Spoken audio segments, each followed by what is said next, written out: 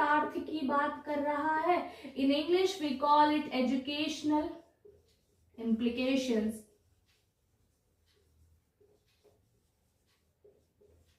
Educational implications, देखिए मैंने आपसे कहा था बेटा कि हर जगह आप पूरा बीएड कंप्लीट कर लोगे, आपको एजुकेशनल इम्प्लीकेशन जो वर्ड है, जो शैक्षिक निहितार्थ जैसा जो शब्द है, ये कभी भी आपका पीछा नहीं छोड़ेगा। ये हमेशा आपको देखना ही पड़ेगा, पढ़ना ही पड़ेगा। खास तौर से ये चीजें आपको बीएड फर्स्ट सेमेस्टर में जरूर देखने को मिलती हैं।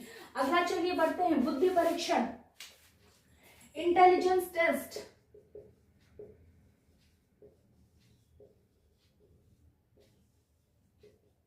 ठीक है, अब देखिए इंटेलिजेंस टेस्ट क्या होता है, इसके क्या यूजेस हैं एंड इसके क्या लिमिटेशंस हैं। यूजेस एंड लिमिटेशंस, ये चीजें हमको पढ़नी है। यानी हमारा जो थर्ड यूनिट है वो किस चीज के इर्द गिर्द घूम रहा है, सिर्फ और सिर्फ बुद्धि के इर्द गिर्द, सिर्फ और सिर्फ इंटेलिजेंस के इर्द गिर्द। अगर हम बुद्धि को इजीली समझ लिए, देखिए समझना बहुत कठिन नहीं है, लेकिन उसको चीजों को जानना, मतलब आप कहते हो ना किसी भी चीज को, जब किसी भी टॉपिक को आप पढ़ा रहे हो तो ऐसे सिंपल लैंग्वेज में पढ़ाइए कि समझाने वाले को भी समस्या ना हो और समझने वाले को भी समस्या ना हो, दोनों अपने उद्देश्य को जो है वो हासिल कर सके, ये होना चाहिए। ठीक है, तो हम लोग उसी लैंग्वेज में वैसे ही बातचीत करेंगे।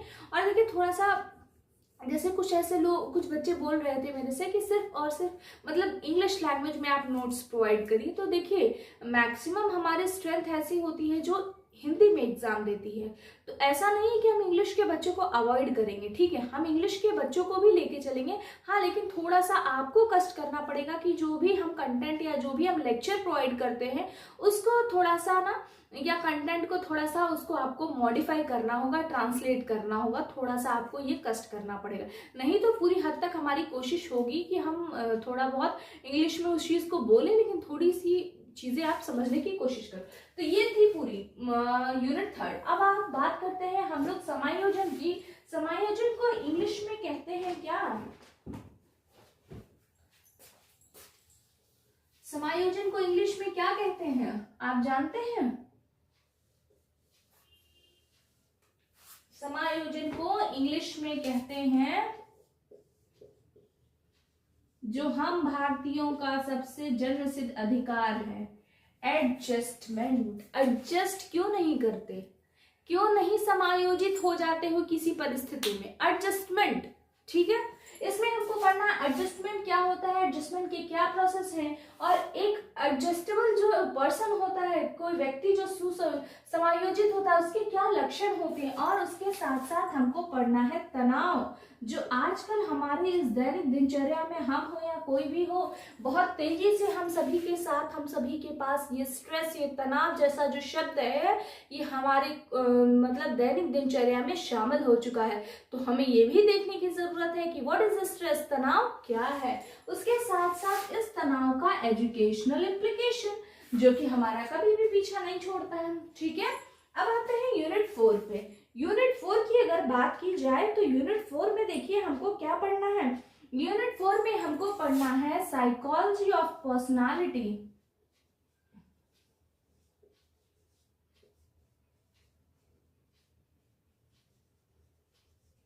या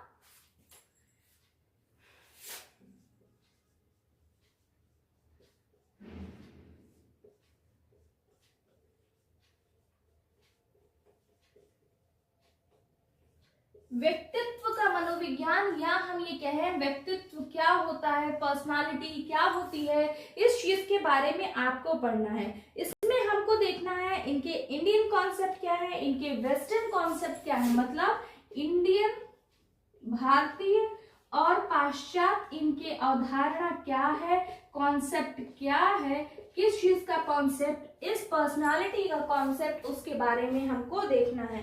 उसके साथ साथ हमको ये भी देखना है कि किस तरीके से आप अपने व्यक्तित्व का विकास कर सकते हो या डेवलपमेंट कर सकते हो, और उसको कैसे मेजर कर सकते हो, कैसे इसका मापन कर सकते हो, किस चीज का व्यक्तित्व का, और किस तरीके से आप व्यक्तित्व का विकास कर सकते हो, ये भी बात हमको जो है इस यूनिट में देखनी है। उसके साथ साथ हमको देखना है कुछ एक्सेप्शनल चिल्ड्रंस के बारे में, कुछ अपवादी बालकों के बारे में।